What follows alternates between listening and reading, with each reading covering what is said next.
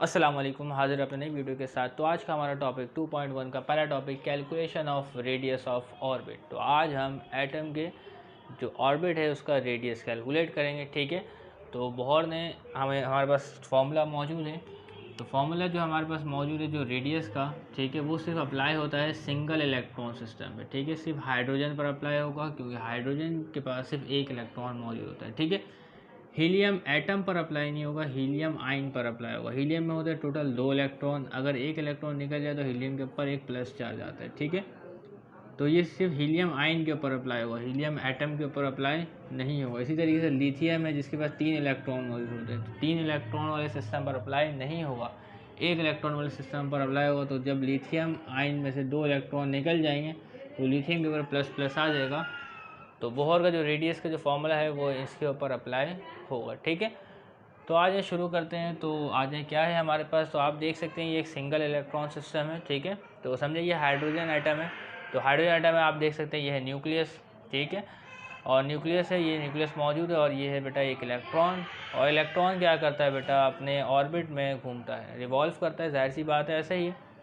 और भी इसमें तमाम चीज़ें मौजूद हैं, उन सबको डिस्कस करेंगे, लेकिन पहले वर्डिंग्स को पढ़ते हैं फिर आपको समझाते हैं। ठीक है, ये है न्यूक्लियस और ये है इलेक्ट्रॉन, अभी इतना जान लें। ठीक है, फिर तमाम बातें वो क्लियर करते जाएंगे। तो ज़रा देखें, consider an electron of charge e. ठीक है, तो इलेक्ट्रॉन के ऊपर चार्ज होता है, आप जानते हैं। तो ये रहा बेटा इलेक्ट्रॉन और उसका चार्ज ई। ठीक है, और इलेक्ट्रॉन क्या है बेटा, रिवॉल्व करेगा, ठीक है, अपने सर्कुलर ऑर्बिट में अराउंड द न्यूक्लियस। ठीक है, न्यूक्लियस ऑफ चार्ज, और न्यूक्लियस के ऊपर चार्ज क्या है बेटा, जेड ई। क्या चार्ज है बेटा, जेड ई। क्लियर है, और जेड का मतलब क्या है बेटा, एटॉमिक नंबर है। जेड का मतलब क्या है बेटा, number of proton, number of proton, और e is the charge on proton. ठीक है, तो क्या है बेटा, consider electron of charge e revolving around the nucleus of charge Z e, where Z क्या है, इज द एटॉमिक नंबर या मीन्स नंबर ऑफ प्रोटॉन्स। ठीक है, and e plus is charge on proton. इतनी बात उम्मीद करते हैं आपको समझ में आ गई होगी। ठीक है, जिसमें हमने थोड़ी सी एक्सप्लेनेशन दे दी। और इस एम का मतलब क्या बेटा, मैस ऑफ इलेक्ट्रॉन। इस एम का मतलब क्या बेटा, mass of electron. Let M be the mass of electron. ठीक है, और इस आर का मतलब क्या है, आप जाहिर सी बातें जानते होंगे। आर क्या है बेटा, रेडियस। ठीक है, क्या है बेटा, रेडियस ऑफ द ऑर्बिट। तो r the radius of the orbit and v. तो देखें इलेक्ट्रॉन के साथ क्या लिखा हुआ है, वी। तो अब क्या है, आपने सेंटीमीटर फोर्स पढ़ा हो कभी। ठीक है, तो इसमें देखिए क्या है बेटा, ये आप डायरेक्शन देख रहे हैं। तो ये क्या है बेटा, ये वेलोसिटी की डायरेक्शन है। क्या है बेटा, वेलोसिटी। ठीक है, तो अगर इलेक्ट्रॉन सर्कुलर ऑर्बिट में घूम रहा है तो इसकी वेलोसिटी की डायरेक्शन कहाँ होगी बेटा, इस तरफ होगी। जब आप फिजिक्स में आगे जाएंगे, जब सेंटीमीटर फोर्स पढ़ेंगे तो वहाँ पे बात आपको क्लियर हो जाएंगी। ठीक है, यहाँ पे भी हो सकती है। तो अगर ये इलेक्ट्रॉन बेटा अपने ऑर्बिट में घूम रहा है, अगर यहाँ पर मौजूद है तो इसकी वेलोसिटी की डायरेक्शन इधर होगी, और अगर ये इलेक्ट्रॉन इधर होता तो इसकी वेलोसिटी की डायरेक्शन इधर होती। अगर ये इलेक्ट्रॉन इधर होता तो इसकी वेलोसिटी की डायरेक्शन इधर होती। लेकिन अभी इधर मौजूद है तो इसकी वेलोसिटी की डायरेक्शन इस तरफ है, क्योंकि हमें एक पिक्चर तो बनाना पड़ेगा ना। तो and v is the velocity of revolving electron. ठीक है, अब तमाम बातें मैंने आपको बता दिया। एक बात रह गई, the electrostatic force of attraction between the nucleus. ये एक बात रह गई, इसको भी थोड़ी देर बाद क्लियर करेंगे जब डेरिवेशन ड्राइव करना स्टार्ट कर देंगे। अब आप जानते हैं कि इलेक्ट्रोस्टैटिक फोर्स ऑफ अट्रैक्शन है बिटवीन न्यूक्लियस एंड इलेक्ट्रॉन। ठीक है, the electrostatic force of attraction between the nucleus and electron, इसको क्या कहते हैं बेटा, कूलम्स लॉ। मैट्रिक में कभी आपने कूलम्स लॉ पढ़ा होगा, वो क्या था बेटा, एफ इज इक्वल टू के Q1 Q2 divided by are square. ठीक है, ऐसे ही था। तो आज शुरू करते हैं।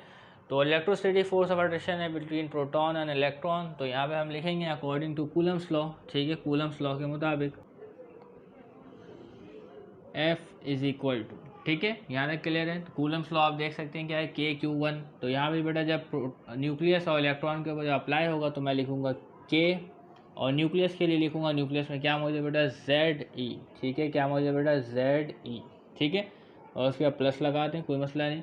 और इसके अलावा क्या मौजूद है बेटा, इलेक्ट्रॉन के लिए जो आपके पास एक चार्ज है वो क्या होगा बेटा, आपके पास E-। ठीक है, इतना काम हो गया। इसके नीचे देखिए बेटा रेडियस भी मौजूद है, वो क्या होगा बेटा, रेडियस का स्क्वायर होगा, रेडियस का स्क्वायर। ठीक है, तो इतना काम हमने कर दिया। अब इसी लाइन को आगे बढ़ाते हैं। तो वेयर के इज़ प्रोपोर्शनलिटी कांस्टेंट। तो के क्या है बेटा, एक प्रोपोर्शनलिटी कांस्टेंट है। और के की वैल्यू क्या होती है, तो के की वैल्यू लिखते हैं। तो के की वैल्यू जो होती है वो बराबर होती है 1/4 पाई एप्सिलॉन नॉट के बराबर होती है के की वैल्यू। ठीक है, तो क्या है बेटा के की वैल्यू ये तो हो गई हमारे पास। अब क्या है बेटा के की वैल्यू की जगह इस वैल्यू को हम रखेंगे और देखते हैं हमारे पास वैल्यू क्या आती है। ठीक है, तो f इजिकल टू के की जगह वैल्यू आएगी अभी। ठीक है, के की जगह अगर वैल्यू हम रखते हैं तो के यहाँ पे 1 आएगा और divided by 4 pi epsilon not आएगा। ठीक है, तो मैं यहाँ लिख देता हूँ, तो z अच्छा ई के ऊपर जो प्लस प्लस है वो उसको ख़त्म करते हैं प्लस मतलब डायरेक्ट आप लिख दें z के ऊपर ई की पावर स्क्वायर डिवाइडेड बाय। ठीक है, और के की जगह क्या आने वाला बेटा आपके पास 4 pi epsilon naught r square. ठीक है, इतना काम हो गया हमारे पास। ठीक है, अब इसके बाद but at the same time the centrifugal force on electron will be, तो जो इलेक्ट्रॉन के ऊपर क्या है बेटा, एक तो क्या फोर्स लग रही है बेटा, इलेक्ट्रोस्टैटिक फोर्स लग रही है बाय प्रोटॉन बाय न्यूक्लियस, क्या बेटा बाय न्यूक्लियस। इतनी बात क्लियर है। अब क्या है बेटा, जो इलेक्ट्रॉन जो ऑर्बिट में घूम रहा है, ऑर्बिट में जो इलेक्ट्रॉन घूम रहा है ना तो वो करीब आ रहा है, ठीक है, वो करीब भी नहीं आ रहा बल्कि वहीं के वहीं मौजूद है। तो मतलब क्या है बेटा, इलेक्ट्रॉन बैलेंस है। अब इलेक्ट्रॉन बैलेंस कैसे हैं वो आपको बताते हैं। तो यहाँ पे बेटा ये जो न्यूक्लियस है ये इसके ऊपर फोर्स लगा रहा है इलेक्ट्रोस्टैटिक फोर्स, लेकिन इलेक्ट्रॉन जो है वो करीब नहीं आ रहा, वो बैलेंस है। वो क्यों बैलेंस है, क्योंकि इलेक्ट्रॉन के ऊपर एक और फोर्स लग रही है, उसका नाम है बेटा सेंट्रीफ्यूगल फोर्स। क्या नाम है बेटा, सेंट्रीफ्यूगल फोर्स। ठीक है, तो यहाँ इलेक्ट्रोस्टैटिक फोर्स जो लग रही है, ठीक है, वो क्या है बेटा, सेंट्रीपिटल फोर्स ही है। ठीक है, और जो इलेक्ट्रॉन के ऊपर जो एक फोर्स आउटसाइड लग रही है बेटा, सर्कल के आउटसाइड लग रही है। ठीक है, ये एक फोर्स लग रही है बेटा इस तरफ जो इलेक्ट्रोस्टैटिक फोर्स है, और एक फोर्स जो लग रही है बाहर की तरफ। ठीक है, वो है सेंट्रीफ्यूगल फोर्स। और दोनों फोर्सेस क्या है बेटा, बराबर है, तो तभी इलेक्ट्रॉन जो है वो न्यूक्लियस के करीब नहीं आ रहा है। ठीक है, तो दोनों फोर्सेस क्या है बेटा, बराबर।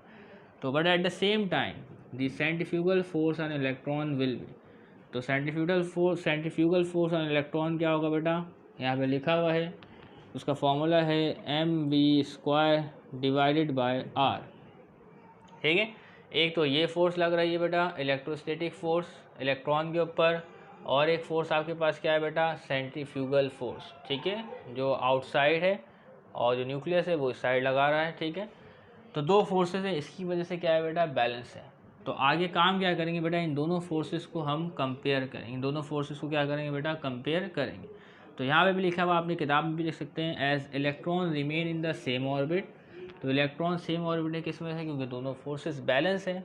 The two opposite forces are equal, तो दोनों फोर्सेस क्या है बेटा हमारे पास, इक्वल है। ठीक है, तो इन दोनों फोर्सेस को कंपेयर करेंगे हम, तो लिखेंगे हम बेटा mv² divided by r is equal to, ठीक है, दोनों फोर्सेस इक्वल है तो दोनों की वैल्यू बराबर होगी। ठीक है, mv² upon r is equal to ze² divided by 4 pi epsilon naught r square. ठीक है, इस इक्वेशन को हम नाम देंगे इक्वेशन 1। ठीक है, हमारे पास जगह का बड़ी शॉर्टेज है। ठीक है, इसमें गुजारा करना पड़ेगा।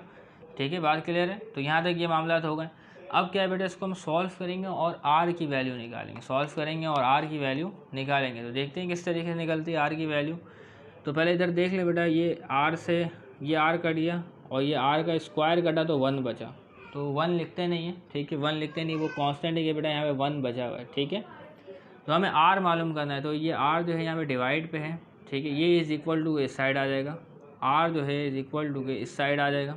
ठीक है, बात समझ में आ रही है, r जो है इज इक्वल टू इस साइड आ जाएगा और mv² है वो इधर आ जाएगा, क्रॉस मल्टीप्लाई। ठीक है, r जो है इक्वल टू इस साइड क्रॉस मल्टीप्लाई और mv² क्रॉस मल्टीप्लाई इधर आ जाएगा। ठीक है, तो आप लिखेंगे बेटा mv² हो जाएगा r इज इक्वल टू, ऊपर क्या मौजूद है बेटा, ze² डिवाइडेड बाय, ठीक है, क्या लिखेंगे, ze² divided by 4 pi epsilon naught. ठीक है, और mv²। ठीक है, यहाँ तक क्लियर है, इतना काम हो गया हमारे पास। तो अभी जो है वो हमारा बात ख़त्म नहीं हुई, और ये है बेटा इक्वेशन नंबर 2 जिसमें हमने r तो निकाल लिया है, अभी रेडियस निकला नहीं, अभी काम मुकम्मल हुआ नहीं है। ठीक है, according to Bohr's theory, Bohr's theory में आपने पढ़ा था कि इलेक्ट्रॉन का जो एंगुलर मोमेंटम होना चाहिए वो क्या होना चाहिए, एंगुलर मोमेंटम क्या है, mvr होना चाहिए nh/2π। ऐसे ही पढ़ा था, एंगुलर मोमेंटम क्या पढ़ा था कि एंगुलर मोमेंटम जो बराबर होना चाहिए वो किसके बराबर होना है, nh/2π के। तो बोहर्स की ये थ्योरी इस्तेमाल करेंगे जो उसने पोस्टुलेट से बताई थी। तो according to Bohr's theory mvr is equal to nh, ठीक है, डिवाइडेड बाय 2π। तो ये थ्योरी हम इस्तेमाल करेंगे, ठीक है। और इसमें से क्या करेंगे बेटा, हम वेलोसिटी सेपरेट करेंगे। वेलोसिटी क्या करेंगे बेटा, सेपरेट करेंगे। वेलोसिटी यहीं रहेगी और मास और रेडियस जो है ये क्रॉस मल्टीप्लाई होकर 2π के साथ आ जाएगा, ठीक है। तो v को यहीं छोड़ते हैं और ये लिखा है nh डिवाइडेड बाय, ठीक है, 2π mr। यहाँ तक क्लियर है, ठीक है। तो हमने इसे वेलोसिटी अलग कर लिया क्योंकि ये वेलोसिटी की वैल्यू हम यहाँ पे पुट करने वाले हैं, ठीक है। और यहाँ लिखा बेटा वेलोसिटी स्क्वायर, तो हम क्या करते हैं बेटा, इस वेलोसिटी का स्क्वायर ले लेते हैं, ठीक है। तो देखिए लिखा taking square on both side, तो इसके ऊपर जब स्क्वायर लेंगे तो क्या हो जाएगा बेटा, v का स्क्वायर, और इसके पूरे होल के ऊपर स्क्वायर आएगा। पूरे होल के ऊपर क्या आएगा बेटा, स्क्वायर जब आएगा, ठीक है, जब होल के ऊपर स्क्वायर आएगा तो ये हो जाएगा बेटा n स्क्वायर h स्क्वायर, ठीक है। जब होल के ऊपर स्क्वायर आएगा, मैं आपको इधर साइड में करके दिखाता हूँ, 2π mr, जब स्क्वायर है तो n के ऊपर स्क्वायर आएगा, h के ऊपर स्क्वायर आएगा, ठीक है। जब 2 का स्क्वायर लेंगे तो आपके पास 4 आएगा, और पाई का स्क्वायर पाई स्क्वायर, m का स्क्वायर और r का स्क्वायर है, m का स्क्वायर और r का स्क्वायर। तो यहाँ तक हमने ये काम कर लिया, v स्क्वायर की वैल्यू निकाल ली, ठीक है। अब इस v स्क्वायर की वैल्यू को, put the value of v square in equation 2, इस v स्क्वायर की वैल्यू को इक्वेशन 2 में हम डालेंगे, ठीक है, और तमाम कैलकुलेशंस करेंगे। तो देखिएगा v स्क्वायर जब हमारे पास जो r की वैल्यू है, r बराबर है किसके बेटा, ze, इसके बराबर है ze square divided by 4π epsilon naught, ठीक है, और क्या आएगा बेटा m। अब इसके अलावा v स्क्वायर की वैल्यू हमें रखनी है, ठीक है, और v स्क्वायर बराबर है इसके, ठीक है। तो आज अभी v स्क्वायर की वैल्यू रख लेते हैं। तो जब आप v स्क्वायर की वैल्यू रखेंगे, ठीक है ना, यहाँ पे v स्क्वायर की वैल्यू रखेंगे, तो v स्क्वायर की जब आप वैल्यू यहाँ पे रखेंगे तो यहाँ पे आएगा बेटा n स्क्वायर और h स्क्वायर, और नीचे आएगा 4π square m square r square. तो आप क्या करेंगे बेटा, इसको पलट देंगे उस तरफ, ठीक है। मैथमेटिक्स का इतना रूल आपको आना चाहिए, ठीक है। तो ये क्या होगा बेटा, ये पलट जाएगी और ये ऊपर चले जाएगी। जो वैल्यू नीचे लिखी हुई है 4π square m square r square, तो वो कहाँ चली जाएगी बेटा, ऊपर। तो मैं इसको क्या करता हूँ बेटा, डायरेक्ट क्या लिखता हूँ, ऊपर ही लिख देता हूँ। तो नीचे आएगी बेटा n स्क्वायर h स्क्वायर, और ऊपर चला जाएगा क्या बेटा, 4π स्क्वायर और m स्क्वायर और r स्क्वायर। तो अभी हमने v स्क्वायर की वैल्यू जो है इक्वेशन 2 में पुट कर दी है, ठीक है। अब इसको आगे बढ़ाते हैं कैसे होगा, ठीक है। तो अब देखिए इसमें कटता है हमारे पास क्या क्या कटता है, ठीक है। इधर 4 से 4 कट गया, पाई स्क्वायर से ये पाई कट गया, ठीक है। और क्या कट रहा है बेटा, ये m स्क्वायर और ये एक m की पावर 1 कटा और ये m कट गया m की पावर 1, ठीक है। और क्या कट रहा है हमारे पास, और हमारा मेरा नहीं ख्याल कि अब कुछ कट रहा है, ठीक है, अभी कुछ नहीं कट रहा। तो अभी क्या कर रहे हैं, अभी भी कट रहा है, लेकिन मैं आपको बताता हूँ कैसे कट रहा है। तो इधर देखिए क्या मौजूद बेटा, रेडियस मौजूद है, ठीक है। क्या मौजूद है बेटा, रेडियस मौजूद है। इधर r है और इधर क्या है बेटा, r की पावर 2। तो इसमें क्या होगा बेटा, आपके पास r की पावर 2 में से r की पावर 1 कट जाएगा तो 1 बचेगा, 1 लिखते नहीं हैं, ठीक है। और ये r की पावर, और ये जो r है ये आपके पास कट गया, और यहाँ पे बचा 1, क्या बचा 1। तो ये जो वैल्यू आपके पास डिवाइड है बच गई है, n square h square epsilon not. तो ये क्या है बेटा, क्रॉस मल्टीप्लाई होकर इधर आ जाएगी, इधर 1 मौजूद है, ठीक है।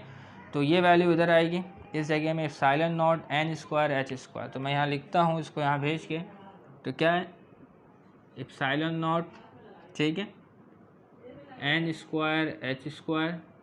ये बात क्लियर है, ये यहाँ पे आ गई। अब इसमें से r सेपरेट करना है हमें, तो ze स्क्वायर और m इसके नीचे आ जाएगा, ze स्क्वायर पाई m जो है वो r के इस वैल्यू के यहाँ पे आ जाएगी, ठीक है, क्रॉस मल्टीप्लाई। यहाँ से जो वैल्यू है वो इधर गई और यहाँ से जो वैल्यू है वो इधर आ जाएगी, ठीक है। तो जब वैल्यू यहाँ पे आ जाएगी तो आप देखेंगे क्या लिखाएगा बेटा, ze स्क्वायर और पाई m, ठीक है। इसको मैं लिखता हूँ ze स्क्वायर और पाई m, ठीक है। बाद में इसको आप अरेंज कर सकते हैं, किताब में हो सकता है अरेंजमेंट दूसरी हो, उससे कोई मसला नहीं है, ठीक है। तो यहाँ तक ये मामला था हमारे पास हो गए हैं। अब आगे बढ़ते हैं। अब आगे क्या करना है, by arranging we get r, the value of r आ गई हमारे पास। कैसे आई r, क्योंकि ये r कटा, ठीक है, r की पावर 1, इधर से r की पावर 1 कटा तो ये बचा r, तो इधर r रह गया ये वाला, ठीक है। और ये वैल्यू यहाँ पर आई और ये जो वैल्यू इस तरफ थी ये इसके नीचे आ गई। तो देखें यहाँ पे वैल्यूज़ मौजूद हैं, ठीक है। Epsilon not n square h square divide by z E square pi m, ठीक है। अब आगे बढ़ते हैं। अब इस तमाम वैल्यूज़ का मतलब क्या है। एप्सिलॉन नॉट का मतलब है वैक्यूम परमिटिविटी कांस्टेंट। तो इसके दरमियान जो स्पेसेस मौजूद है इसको कहते हैं बेटा वैक्यूम परमिटिविटी कांस्टेंट, ठीक है। तो इसके लिए कांस्टेंट की वैल्यू इस्तेमाल होगी, जो वैल्यू है 8.84 एक्सपोनेंट -12 कूलम स्क्वायर पर जूल इंटू मीटर, ठीक है। ये किसी वैल्यू बेटा एप्सिलॉन नॉट की वैल्यू है, परमिटिव कांस्टेंट की वैल्यू है, ठीक है। अब इसके अलावा बेटा ये जो थ्योरी थी मैक्स प्लैंक के कंसेप्ट के बेस पर थी, तो यहाँ पे बेटा एक कांस्टेंट भी इस्तेमाल हो रहा है h, ठीक है। तो h का मतलब है प्लैंक्स कांस्टेंट और इसकी वैल्यू आपके पास मौजूद है 6.625 एक्सपोनेंट -34 जूल इंटू सेकेंड, ठीक है। तो ये कांस्टेंट की वैल्यू लिखी हुई है। इसके अलावा आप इसमें देख सकते हैं m, तो m जो है वो किसको रिप्रेजेंट किया, मास ऑफ इलेक्ट्रॉन, और मास ऑफ इलेक्ट्रॉन जो बराबर है 9.11 एक्सपोनेंट -31 किलोग्राम, ठीक है। इतने मामला हो गए हमारे पास। अब देखें E का मतलब क्या है बेटा, चार्ज ऑन इलेक्ट्रॉन। तो चार्ज ऑन इलेक्ट्रॉन कितना है बेटा 1.602 एक्सपोनेंट -19, ठीक है। तो इन तमाम बातें हमने लिख ली, तब तमाम जो कांस्टेंट की वैल्यू थी वो लिख ली। और Z का मतलब होता है बेटा नंबर ऑफ प्रोटॉन। तो हम हाइड्रोजन के लिए काम कर रहे हैं जिसमें एक इलेक्ट्रॉन मौजूद है, ठीक है। तो Z की जगह क्या लिखाएगा बेटा, एक 1 लिखाएगा। क्या लिखाएगा बेटा 1। तो इसको लिखने की ज़रूरत नहीं, कोई इतना इशू नहीं है, ठीक है। या आप साइड में लिख सकते हैं Z = 1, टेकिंग Z = 1, ठीक है। तमाम कांस्टेंट की वैल्यू लिख दी है। तो इसमें कांस्टेंट है बेटा आपके पास m, एप्सिलॉन नॉट कांस्टेंट है, E की वैल्यू कांस्टेंट है और H की वैल्यू कांस्टेंट है। एप्सिलॉन नॉट की वैल्यू एक साथ है, ये याद रखिएगा, ये नॉट अलग से नहीं है, ठीक है। एप्सिलॉन नॉट एक साथ है। Assembling all constant in equation 3, तो ये तमाम कांस्टेंट है। इसी जगह एक हम वर्ड लिखेंगे, वो क्या लिखेंगे ज़रा देख लीजिएगा। वो लिख रहे हैं बेटा R = तमाम कांस्टेंट की जगह लिखेंगे a की पावर 0 a0, क्या लिखेंगे बेटा a0। और बचा गया हमारे पास Z की जगह 1 आ जाएगा, Z गया, बचा सिर्फ हमारे पास n स्क्वायर। क्या बचा सिर्फ हमारे पास n स्क्वायर। तो यहाँ लिखूँगा मैं n स्क्वायर, ठीक है। तो a स्क्वायर बराबर किसके हैं, a स्क्वायर बराबर किसके हैं, तो मैं यहाँ लिख देता हूँ कि a स्क्वायर जो बराबर है आपके पास वो बराबर है एप्सिलॉन नॉट, ठीक है, h स्क्वायर डिवाइडेड बाय आपके पास क्या है बेटा m और e स्क्वायर। तो a0 की वैल्यू इसके बराबर है। अगर आप इसमें एप्सिलॉन नॉट की वैल्यू रखें, प्लैंक्स कांस्टेंट की वैल्यू रखें, इसका स्क्वायर लें, डिवाइड करें मास ऑफ इलेक्ट्रॉन और चार्ज ऑन इलेक्ट्रॉन, तो इसको सॉल्व करने में जो आपके पास वैल्यू आएगी, ठीक है, इसको सॉल्व करने में जो आपके पास वैल्यू आएगी वो होगी 0.529 एक्सपोनेंट -10 मीटर, ठीक है। इस वैल्यू को जब आप सॉल्व करेंगे तो वैल्यू आपके पास एक आएगी, वो होगी, तो a0 is a Bohr constant and it's value is, तो ये वैल्यू है बेटा बोहर्स कांस्टेंट।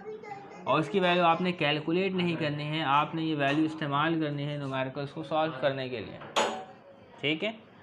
तो ये कांस्टेंट सॉल्व करने जो वैल्यू आती है वो हमारे पास आती है 0.529 एक्सपोनेंट -10 मीटर, ठीक है।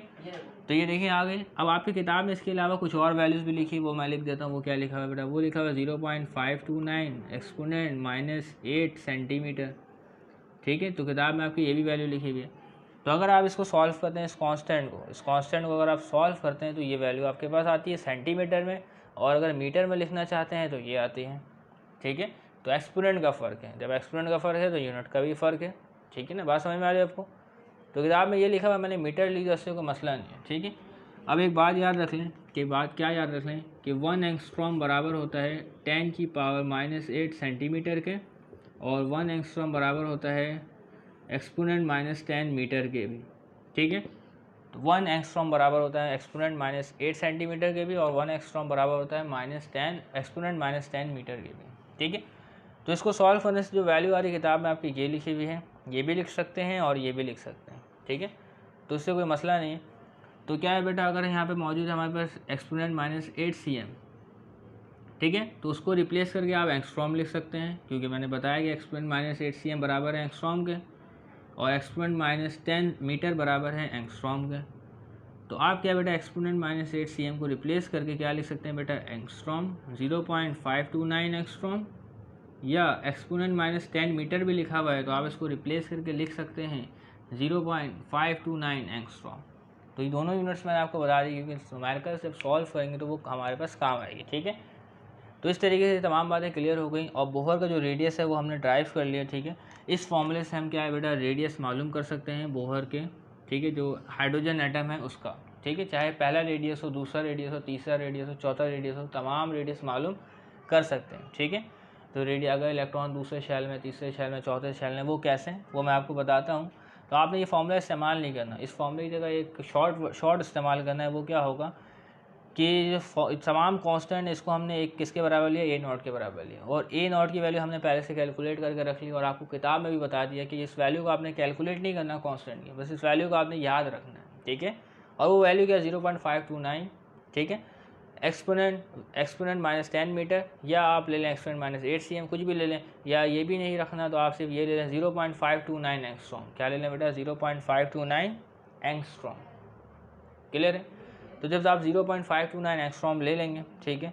अब क्या है, अब देखिएगा, तो आप जब बोहर का रेडियस अगर शॉर्टली मालूम करना चाहते हैं, शॉर्टली, और मालूम आप इसी फॉर्मूले से करेंगे, मालूम आप इसी फॉर्मूले से करेंगे, अपने लेवल पे इसी फॉर्मूले से करेंगे, ठीक है।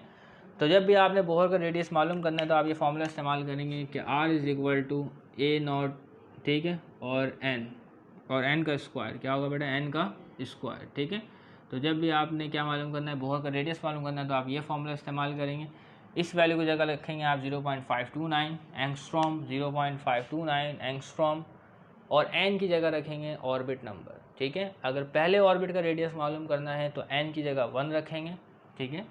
पहले ऑर्बिट का रेडियस मालूम करना है तो n की जगह 1, दूसरे ऑर्बिट का रेडियस मालूम करना है तो n की जगह 2, तीसरे ऑर्बिट का रेडियस मालूम करना है तो n की जगह 3, और चौथे ऑर्बिट का रेडियस मालूम करना है तो n की जगह 4। तो इस तरीके से आप क्या है बेटा, बोहर का क्या हाइड्रोजन एटम का रेडियस मालूम कर सकते हैं, ठीक है।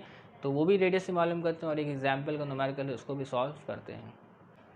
तो अब एग्जाम्पल 2.1 मौजूद है, सिर्फ एक एग्जाम्पल इसको सॉल्व करते हैं। तो हमें दिया गया, find the radius of fourth orbit of electron in hydrogen atom. जैसा कि आप जानते हैं कि बोहर सिर्फ किस पे अप्लाई हो रहा है बेटा, हाइड्रोजन एटम पे हमें अप्लाई करना है, ठीक है।